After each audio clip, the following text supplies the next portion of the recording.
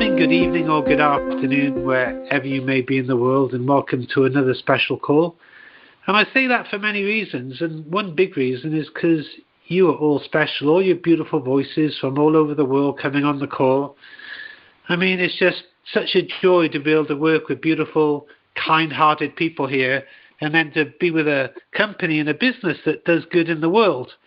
And with that, today's subject is the power of purpose and the power of intention. And there's so much about what we do here with Cerule. For me, Cerule and the AFA and the stem cells and our product line, to me this is so much about my purpose and so much about my intention. And I really do believe in the power of intention. And there's a wonderful man that wrote a book. His name is Dr. Wayne Dyer. He's actually one of my mentors in life. And he wrote a book called The Power of Intention. And I just went in the garden because Mark told me to lead the call. I asked my wife, where's that book, The Power of Intention by Dr. Wayne Dyer? And it's so ironic. The book was on my desk in my living room. I work in my living room in my shorts with my dog next to me. And the book's on my desk. And it says, Dr. Wayne Dyer, The Power of Intention. Learning to co-create the world your way. And that means your way, you at home. And on the back it says, intention is a force in the universe, and everything and everyone is connected to this invisible force.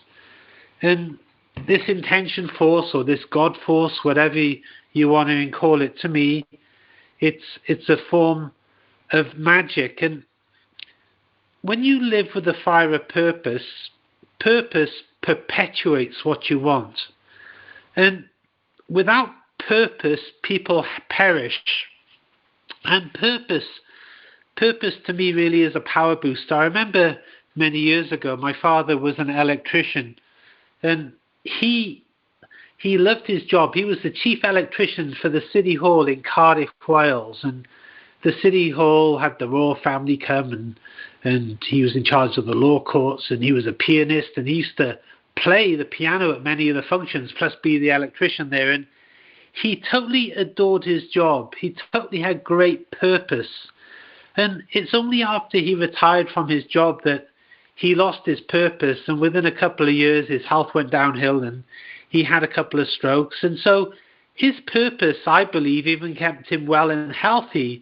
And his purpose so much after a whole career, doing what he loved, losing that purpose. So without purpose, to me, people perish. And to live with the fire of purpose and to turn on that power booster, to me, is just everything. And what I love here with Cerule is I get to live my purpose every day because I can contribute to humanity and do good. And to me, that pulls things towards me, because to me, if I'm motivated, motivation is like pushing you. But if I have inspiration pulls you, and it's that purpose that inspires. And it's ironic, Dr. Wayne Dyer wrote another book called Inspiration. And to me, inspiration is the bright light that draws everything, or draws the future to me. Because to me, we are like magnets, and we are like transmitters and receivers. And I believe if we transmit strong enough for long enough with this fire of purpose, that's when everything is possible. And that's when our magnet seems to attract the circumstances at the right place, at the right time, in the right situation, saying the right thing. And it's like a protective force that kind of allows us to make it through all the hardships and all the close calls. Like, oh my goodness, I managed to make it through this, this hardship by the skin of my teeth. But somehow with that good purpose and that good intention, it's like the protective forces or God or the angels surround you, and somehow it pulls the circumstances into what we want. And it really attracts the future, what we want, because it really is about the future. Because so many people dwell on the past. But to me, the past, it doesn't matter if the past was absolutely fabulous. It doesn't matter if the past you made millions or tens of millions of dollars. It doesn't matter if the past was devastating and tragic. It doesn't matter how bad the past was. It doesn't matter how good the past was. because the past is the past. The past is like spent money. It's gone. All that matters is now and the future. And it's the power of intention and the power of purpose that's the magnet that attracts that future. And to change our mind and to focus our thoughts and to focus on our feeling inside of us, on what we want. There's another great guy I know, his name is Dr. Bruce Lipton, and he talks about the biology of belief. And when you live with belief and you live with purpose and live with intention, your whole biochemistry can change and rearrange itself in a good way. It uplifts everything within you. And so there is something called mind and body. I think in Japanese they call it Shiki Shinfuni, oneness of mind and body. It says two but not two. And so your body affects your mind, but your mind affects your body. And purpose, to me, purpose is everything. But also they have another saying in Japanese, which is Eshofuni, which means oneness of self and environment. And that means you affect your environment and your environment affects you. But when you turn your magnet on, you become stronger than your environment and you affect your environment. And then you become the dominating factor. You know, it's a bit like people can affect you, people can uplift you, or some people can be a downer. But if you're strong enough, those people can't get to you and you become the uplifter. Then you become the magnet of the environment that you want to see. And when you have the right mind and the biology of belief, you become the magnet of the body you want to see. But it doesn't just affect your body, it affects everything. It affects prosperity, health, wellness, abundance, love, kindness, relationships. This is a fundamental way of affecting everything because we are like magnets, we are like transmitters and receivers. If we transmit strong enough for long enough, it has to be received. It has to happen. It cannot but not be. It's the way it works. Some people say you reap what you sow. And so if you sow enough seeds and you water those seeds for long enough, that's when many of those seeds will start growing. It's not mystical, it's the law of the universe, it's the law of life. So with that, let's see if Mark Parsekian is on the call yet. Mark, are you there? I'm here, Ian. Loud and clear. Great, Mark. Well, look, let me pass it to you for a while, then you can pass it back to me again. So, Mark, take it away. Well, Ian, I remember in the early days when you and I were back in Boston here, and we would sit at the Irish pub or wherever it was, and we'd basically dream build. We'd talk this way about attracting what we're talking about now. Now, I was in college at the time, and you were doing construction, and we would meet after, me studying and you hard days at work, etc., and talk about what we wanted out of life. And we kept visualizing that. And we also shared it with other people, other friends, about what we wanted. And we kept reaffirming our belief that this is what we're going to create. Somehow it's going to happen. And I know that, for myself, meditating and praying and putting that intention out there of visualizing what I wanted as I got older, but how I can attract that now, or a vehicle by which to make that a reality. We've all done it in some degree, shape, or form in our own lives. We've had to in order to survive. So when you're a mother and you have children that are struggling or sick, or a husband who's sick, when you're taking care of people that you love, you live with the power of purpose, because even though it's difficult for you, emotionally, financially, whatever it might be, physically, you still do what it needs to do because it's the right thing to do. There's a certain energy and determination that wells up, and courage that wells up from within, that no matter what, because it's the right thing, you're able to surmount the obstacle or the situation. Now, for me, just to break it down, the nuts and bolts of how I visualize success in network marketing is that I don't look at myself as a salesperson. I look at myself as a person that wants to make a difference because I care about people and I care about the world. I'm not here trying to convince anybody. I'm trying to just reach out to people that already intuitively, inertly they're seeking for a different way of life, whether it's the products that we offer or maybe looking for something that I was looking for and Ian was looking for. And that's the thing.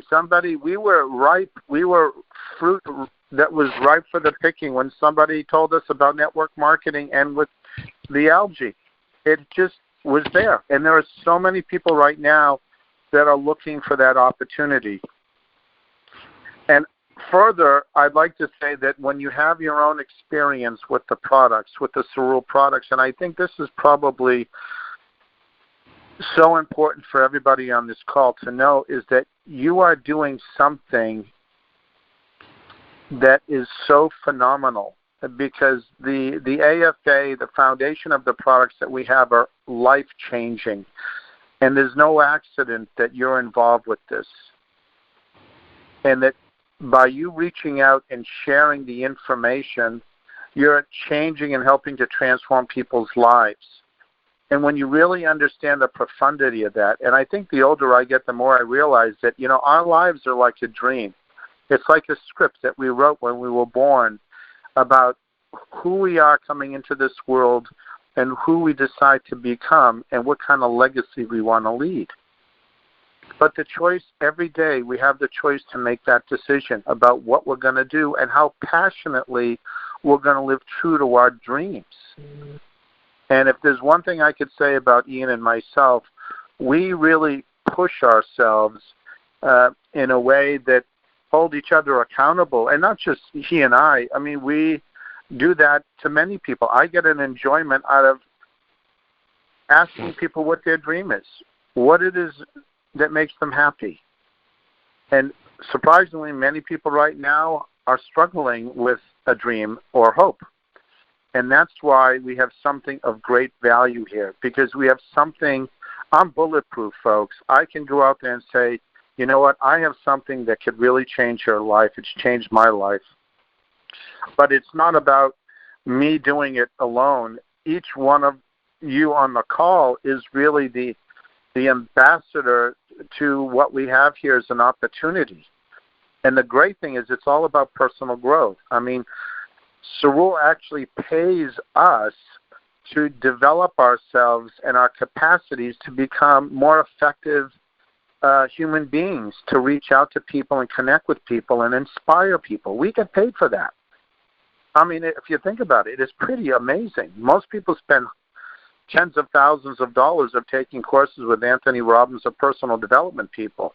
Here, through network marketing, if you're really seeking to develop yourself and to really achieve what you want out of life, we have to develop.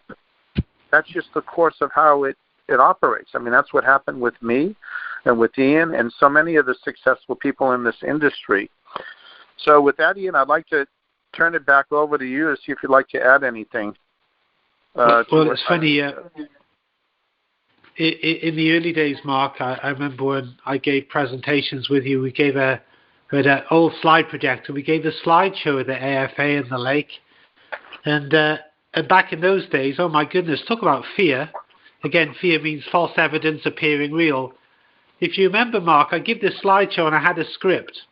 And I'd be quivering, my voice would be quivering with fear. I remember. And the script would be shaking in my hands. Yeah. I'd be shaking. I was petrified. But there is no failure. There's only feedback. And we just, in life, have to demand of ourselves to do what we need to do to grow. And that was terrible. I wasn't very good at it. But I needed to do it to keep growing and growing. And slowly, I became better and better and better. Tony Robbins talks about the qualities of your answers depend upon the quality of your questions. And then when you ask yourself the right questions, you get your own answer. So you can ask yourself, what do I need to do to become ready to do what I need to do to become more successful? when you ask that, you will come up with your own answers.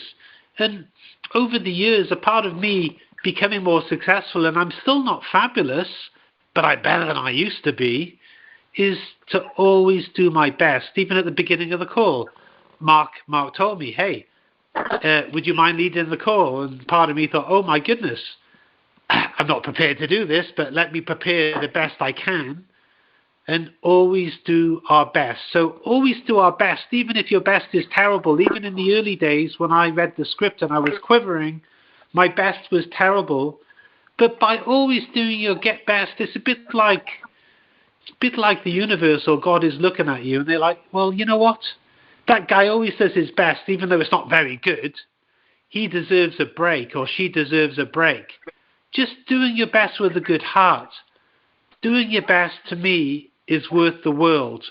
Because if somebody's very capable and they do something and it was easy for them, it really was not very much effort, but doing your best is huge effort. And it's like the universe or God is always looking at your effort. That's all that matters. There's no need to be attached to the formality. And so doing our best is important. And there's a saying that if you don't prepare, you prepare to fail. And so, again, do our best to prepare. And it's always better to prepare for something that doesn't happen than for something to happen we're not prepared. So just always do our best to develop ourselves and be prepared for whatever circumstances that come around. And then as we develop more and more self-confidence, we actually develop more and more power. And the spirit to have is the spirit to be willing to do whatever it takes, even if it's scary, even if you totally mess things up, but to have that spirit to do whatever it takes, to me, that is where it's at. And I joined Toastmasters, as I mentioned on last week's call. Toastmasters has been a great arena where people learn by doing. It's very affordable. You go a couple of times a month. It's in your area. They're all over the world. And it's a great arena to learn to do what it takes. And even in Toastmasters, I joined a couple of years ago. My first speech, I was quivering. I was terrible. But I'm a whole lot better now. And I've learned a whole lot more how to give a speech and how to be prepared for a speech and how to do what it takes.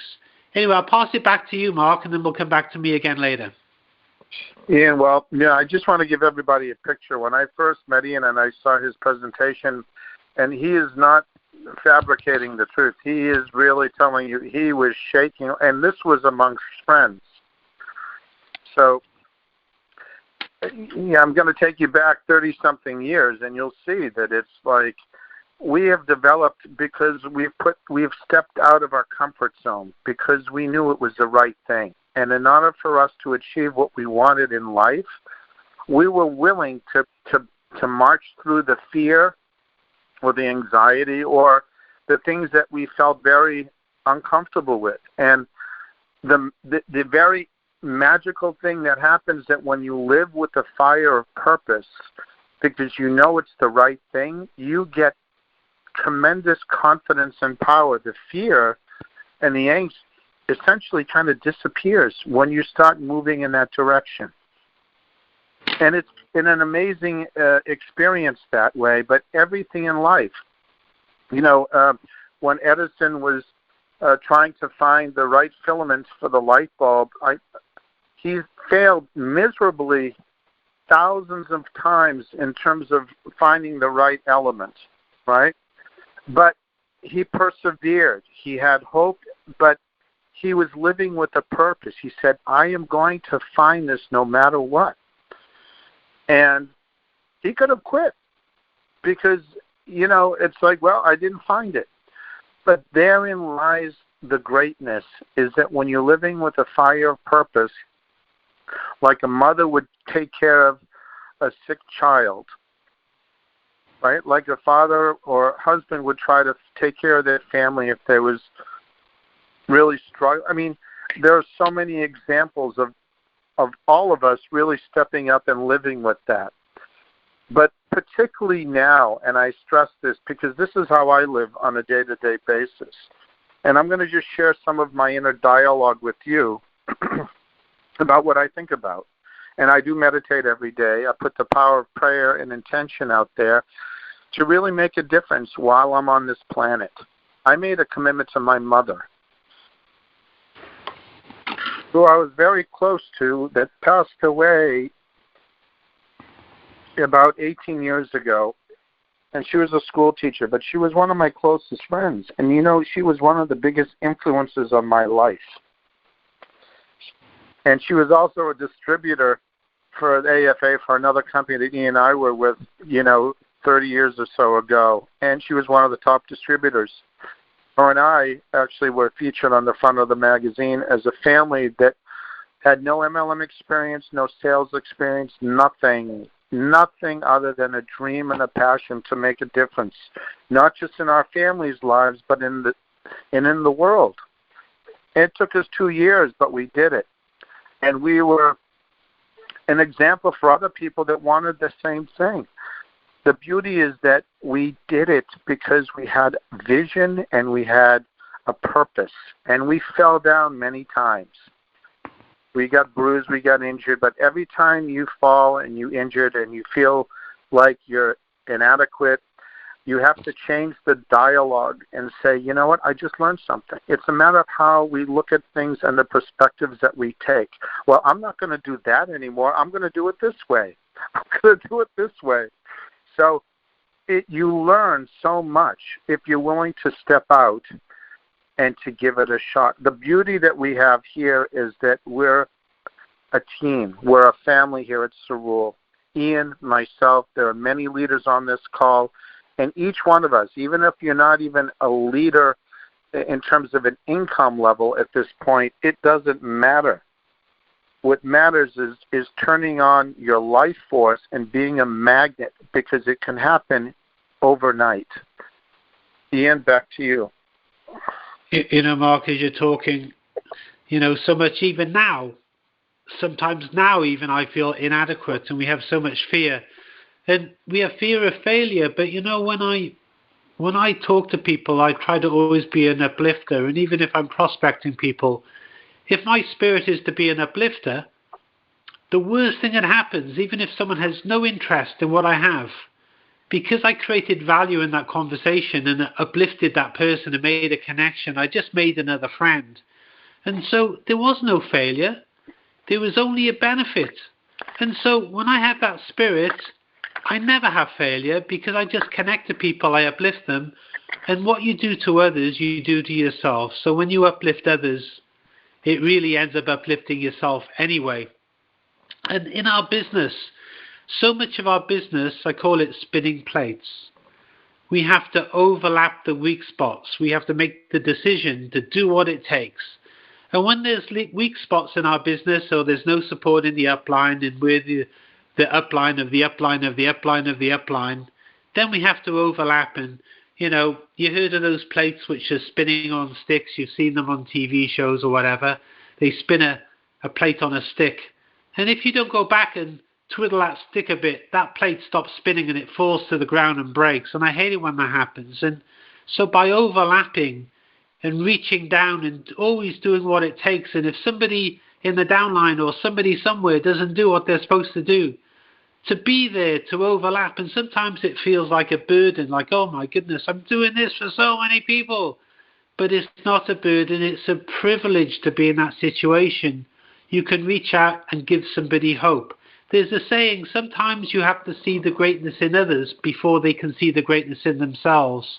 So to reach down or reach out anywhere and see the greatness in someone, to me that's where it's at. So then they can see the greatness in themselves. And so it really is important to develop that connection, develop that excellence, develop that expertise. And so much of it is about making a decision, because energy follows thought. When you make a decision, make that intention, make that prayer, have that purpose, that somehow the energies in the universe or God supports you to help those circumstances come around to make your vision a reality. And that's one of my sayings, is vision becomes reality. Back to you, Mark.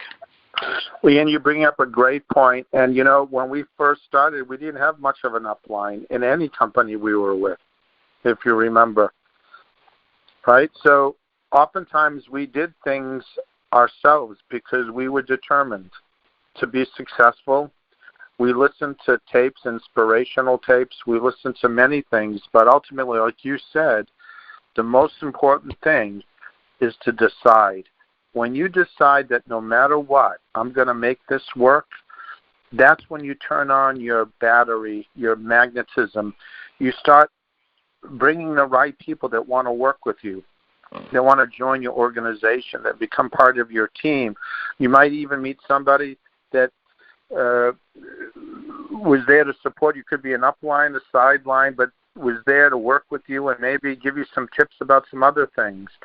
Whatever it is, you talk to the universe, talk to God, talk to whatever to pull that energy to you so that you can fulfill your purpose and your mission while you're here on this planet. And again, this is what I do. This is what I do on a daily basis. It's like having this dialogue, a cosmic dialogue, to find people that are really seeking, that want to change in their life, that want to be part of a team that sees what I see what all of the people here on this call feel. So I also want to bring up this other topic briefly, and that is about deserving success. We can have a purpose, and the purpose is, if it's very strongly embedded in yourself, you will know that deserving success is a natural progression. That just like Edison, with the determination to find a solution for the light bulb, to find a filament that will last long enough, he had a purpose, but he also felt that he deserved, that he knew that he can achieve success. And in network marketing, that's fundamental because, you know, I've asked people, how many people here would like to be successful in network marketing, make $1 million a year, etc.? Everybody pretty much raises their hand. I mean, that's why they're usually at these events. And then I ask how many people feel like they deserve it, and then very few hands go up. And it's almost like muscle testing. You know, you ask the question, bang, it's, you know when it's truthful, people put their arm up right away without even thinking. You ask it again, and it's like this hesitancy, because that's when people start losing confidence that they have the ability to make this work. And by deserving success and feeling like I deserve it, and here is why. And I'm going to just share my experience. I talked about it briefly, but it's because I made a promise. I made a promise to myself, and I made a promise to my mother before she passed away. I said, before I leave, I'm going to make a huge difference in this world. Because you know what? Somebody did it from my mother, and somebody did it to both grandmothers that went through a genocide and saw their families slaughtered in front of them when they were little girls. So I heard the stories of horror that these two grandmothers went through, and I determined that as I grow up, I want to make a difference in society so that kind of torture, that kind of existence never happens again. But I'm going to do my part. So part of that is having enough financial resources to be able to affect change. You need to have enough resources to pay the rent, to pay the bills, but also to go out there and do the things that you need to do to be happy. Why not? There are plenty of people out there that are billionaires that don't care a diddly squat about the planet, about you or I, or animals, or any other thing about the wellness of this planet. If they have billions of dollars and they don't care, then certainly in my mind that the people that do care about others' well-being, because we are a family, right, we need those resources. It's a matter of claiming it. Buckminster Fuller said, and this was done, I think, back in the 70s, he said, if you got all the resources of the money in the world, the trees, the lumber, the iron, all the resources in the world, and you divided it by all the people on the planet at that particular time, and I don't quote me on the year, he said each person, man, woman, and child, would get $10 million each. That's the amount of money that there is out there. There's a lot of money out there, folks. But why is it that the people that seem to care so much about other people and about the environment and about the wellness of the goodness of the earth don't seem to have that? It's because they don't claim it. They don't focus on it. Now is time for us, for the people that care, that want to make a difference, that need those resources to pull the money like a magnet to make a change. That's the way I visualize attracting and being successful in this business, in Cerule, or anything I touch. And I visualize attracting people that have that same mindset. Once you live with that sense of purpose, there is nothing that will sway you from your mission. And in fact, more now than ever, just look around what's happening in the world. More now than ever, that's what we need. Ian, back to you. Okay, well, we've gone over half an hour, so I'll start wrapping up, then pass it back to you one more time. You know, you're talking about self-worth, Mark. To me, self-worth is everything as well as purpose and intention, because unless we feel worthy, we can't allow in what we want. And so much of self-worth is down to our self-talk. We have all this chatter going on that I'm not worthy, I don't deserve this, I'm not a leader, whatever it is, I'm not confident. And there's something called conscious competency that turns into subconscious competency. That means we have to focus and be careful of our thoughts, our prayers, thoughts, words, and actions, and purposely do things for a certain amount of time, consciously. But eventually, after we do that, it becomes subconscious, because whatever you focus on expands. So the more we complain, the more we say we're not worthy, we're no good, we're not leaders, I don't deserve this, the more that expands. The more we can focus on, I'm worthy, I can grow into becoming better, I'm growing all the time, I am becoming more and more healthy, I'm becoming more and more confident, I deserve this. The more we can say that, whatever we focus on expands, the more that vision becomes reality, because when we win on the inside, we win on the outside. So back to you, Mark, to wrap it up. Ian, thank you. I just want to end with this quote, and I'd like to make a little plug for next week's call. Next week will encompass everything we've just talked about, but also putting it into action. Okay? These things are important that we've talked about, but the action is also necessary to make the dream a reality. So in ending, I'd like to share something that I saw just recently on Facebook that really touched me, and it really is the new paradigm of life right now. Happiness is the new rich. Inner peace is the new success. Health is the new wealth. And kindness is the new cool. I'm going to read it one more time. Happiness is the new rich. Inner peace is the new success. Health is the new wealth. And kindness is the new cool. Everyone, I just want to say thank you so much for joining our call tonight. Ian, thank you so much. If you want to take it off the speakers, off the... And thank you, everybody. Looking forward to having you on the call next week. Thank you so much, everyone. Thank you, guys. You are wonderful. Thank you. Thank you. Good night. Thank you.